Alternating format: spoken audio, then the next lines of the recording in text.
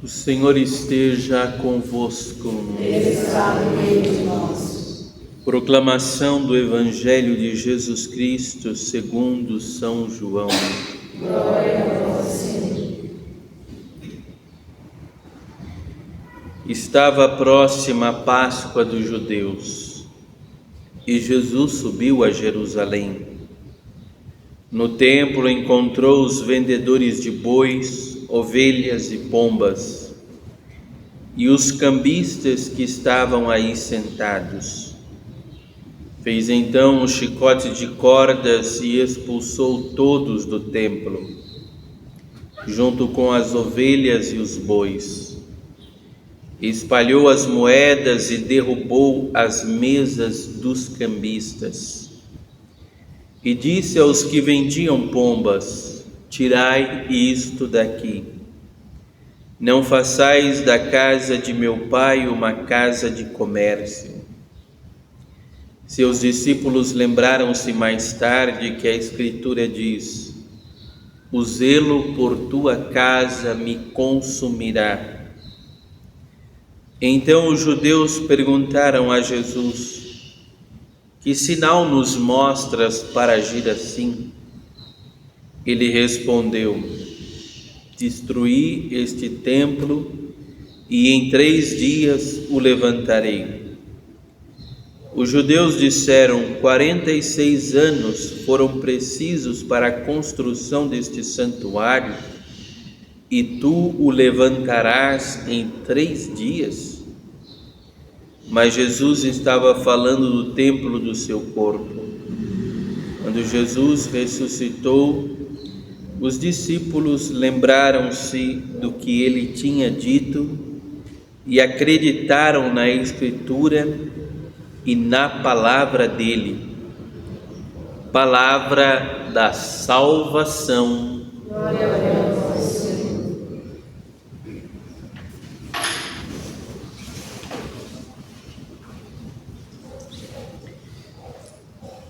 Queridos, uma antiga tradição na igreja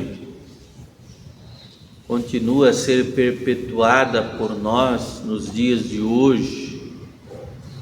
Tradição essa que é nos lembrarmos da primeira igreja ou do primeiro templo ou da primeira casa consagrada ao culto divino, que foi a Basílica do Latrão, ou a igreja que fica junto ali à região lateranense em Roma, aonde o imperador romano morava, o imperador Constantino, que após a conversão da sua mãe, chamada Santa Helena, e após ele ter vencido uma guerra e ter tido um sonho antes da guerra de uma cruz,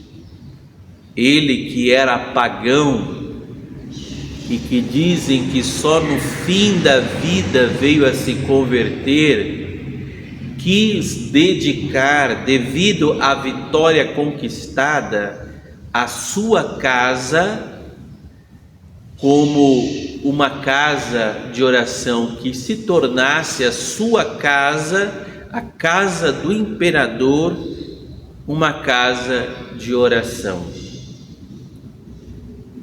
E aí a igreja se lembra, a partir dessa primeira dedicação, a igreja se lembra de tantos e tantos outros templos e igrejas que são dedicadas a Deus e ao seu culto no mundo inteiro. Hoje, por exemplo, quando é construída uma igreja, é costume chamar o bispo para fazer o quê? Para ungir o altar, para abençoar as colunas da igreja, para abençoar esse lugar que vai ser dedicado ao culto de Deus. vai se tornar então um espaço sagrado. Mas sempre foi assim? Não. Queridos, 300 anos a igreja viveu celebrando a Eucaristia nas casas, às escondidas, porque era proibido o culto cristão. A igreja celebrou às vezes em pousadas, as igrejas celebravam a Eucaristia nos cemitérios, nas chamadas catacumbas, ou seja, sempre escondido para que aquele pequeno rebanho não fosse pego celebrando o culto, que não era o culto oficial do império. E depois, porque o Império Romano tinha os seus cultos a várias divindades, tinha os seus templos consagrados a várias divindades. E depois que o imperador, então, Constantino, é impactado, seja pela conversão da sua mãe, seja pelo crescimento do cristianismo, ele se dobra e reconhece a grandeza da fé cristã. Ele se dobra e depois começa a dar liberdade aos cristãos para celebrarem o seu culto, que é celebrar a Santa Missa.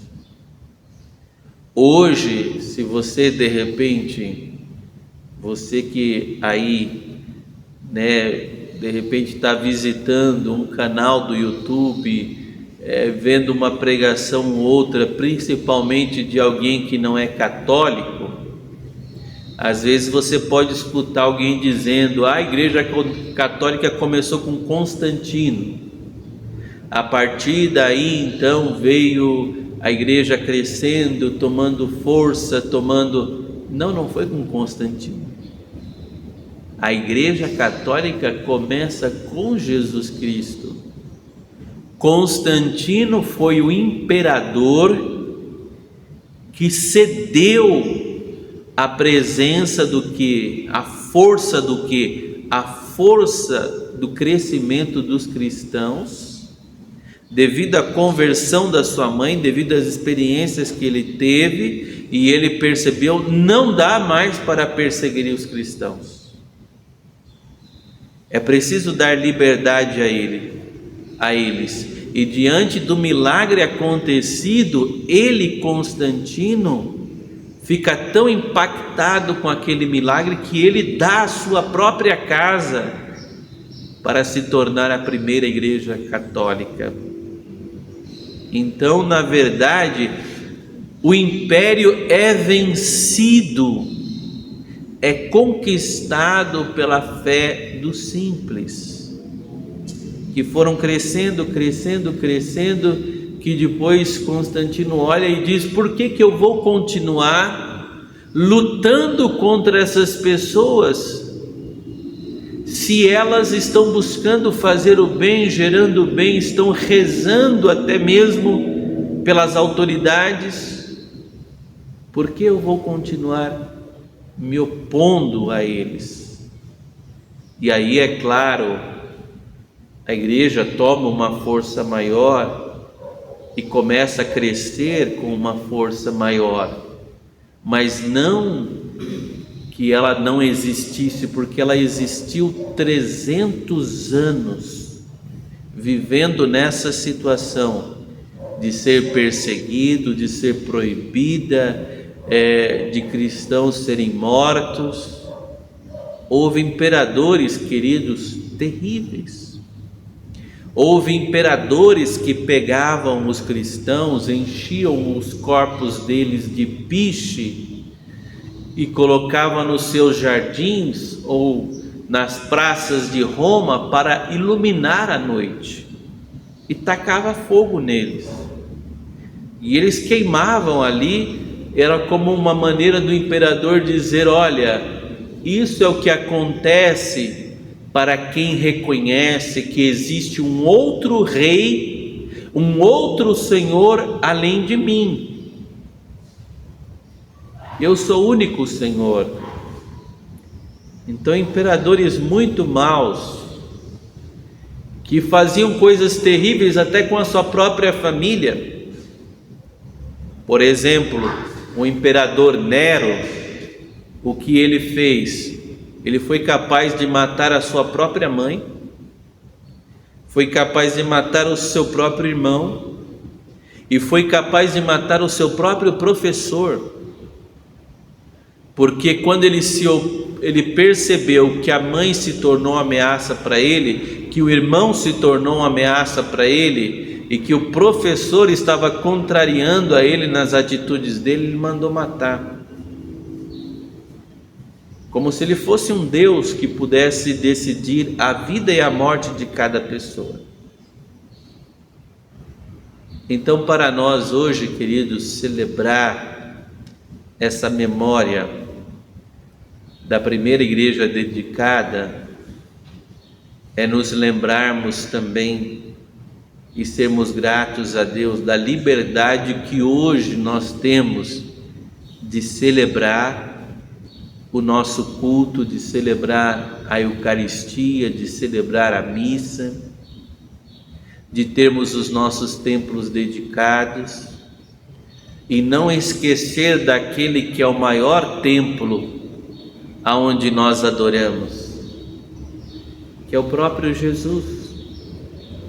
Jesus é o nosso templo por excelência, Jesus é o nosso altar por excelência, Jesus é o nosso sacerdote por excelência, Jesus é o nosso sacrifício por excelência. E mesmo, queridos, que haja ainda lugares onde não é possível uma igreja assim, mesmo que haja lugares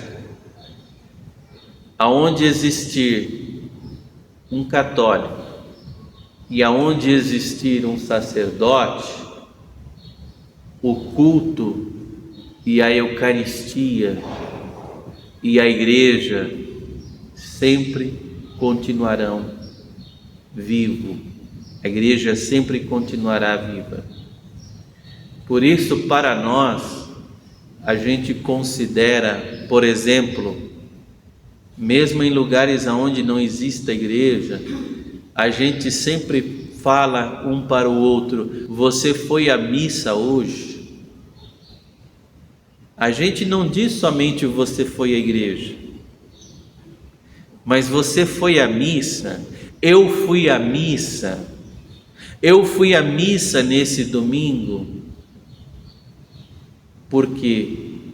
Porque mesmo que às vezes a missa não aconteça no templo, o mais importante para nós é estarmos vindo à missa. O lugar por excelência que deve acontecer digno é o templo. Mas mesmo que não aconteça no templo, mesmo que você vá numa missa, de repente uma missa é celebrada campal, uma missa é celebrada na escola, uma missa é celebrada de repente num campo, numa montanha, mas se você foi à missa, você cumpriu o seu preceito, o seu ato de amor a Jesus. E para terminar, como estamos falando de dedicação do templo, de um lugar para cultuar a Deus, de um lugar para louvar a Deus, a gente não pode se esquecer do templo do Espírito Santo, que somos nós também. Você se lembra que aconteceu no seu batismo? O sacerdote te ungiu no peito, o sacerdote ungiu a tua cabeça, a tua testa, o sacerdote fez orações sobre você, o sacerdote impôs as mãos expulsando o demônio de você. Para quê? para que o templo do teu corpo fosse um lugar dedicado, um lugar de louvor, um lugar de adoração a Deus. Nós somos consagrados a Deus. Se você foi batizado, você é um templo consagrado a Deus.